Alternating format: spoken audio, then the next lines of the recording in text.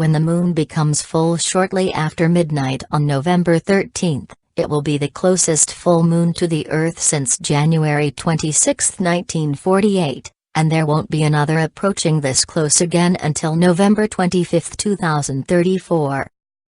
For many people, under the age of 68, this is a magnificent opportunity to witness the biggest moon they will have seen so far in their life. November's full moon is known as a supermoon as it reaches its closest point to the Earth. The term supermoon was coined by the U.S. astrologer Richard Null in 1979. Noel defined it as a new or a full moon that occurs when the moon is at or near, within 90%, of its closest approach to Earth in its orbit. This supermoon can be witnessed in its full glory on both November 13th and 14th, as the perigee, closest point to the Earth, is at 6:23 a.m. and 8:52 a.m. Eastern Time, on November 14th.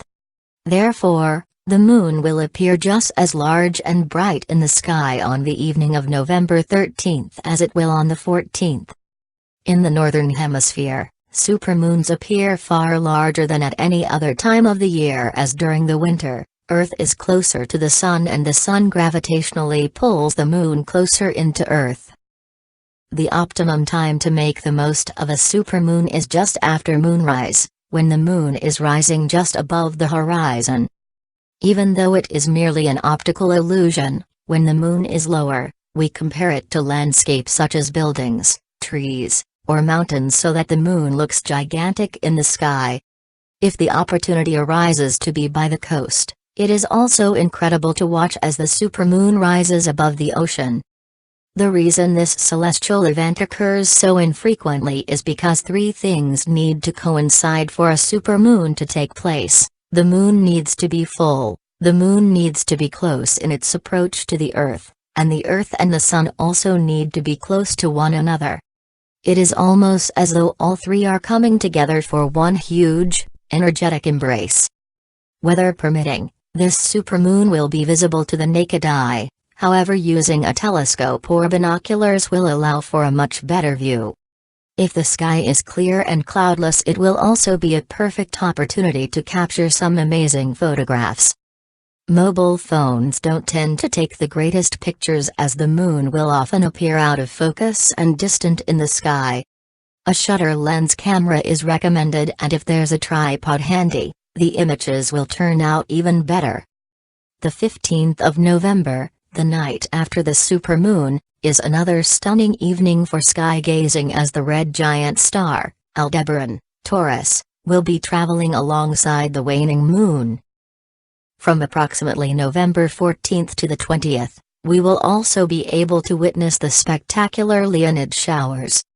The Leonids are fast meteors that produce rains that can last for several minutes. The bright glare from the supermoon makes it difficult to witness the Leonid storm, so it is advisable to wait until the late hours on the 16th and 17th or the early hours of November 17th and 18th when the spectacular show reaches its peak.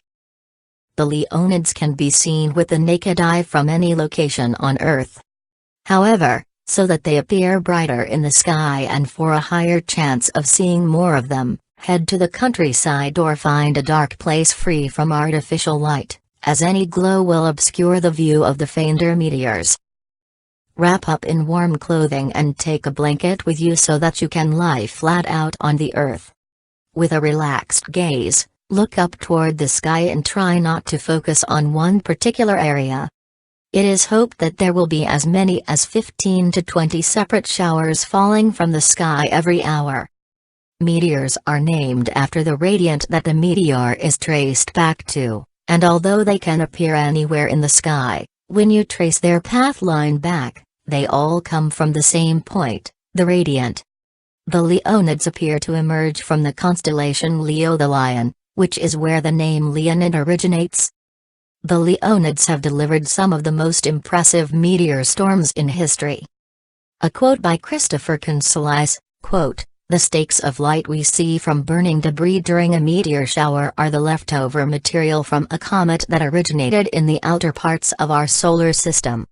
We are essentially seeing a remnant of the early formation of the Sun and our planets, and also the destruction of material that was formed 5 billion years ago, as old as the oldest rocks on Earth."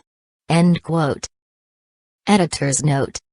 Links to a video of the Leonid Meteor shower and also to Slooh, where you can watch the supermoon as it happens, can be found down in the description box.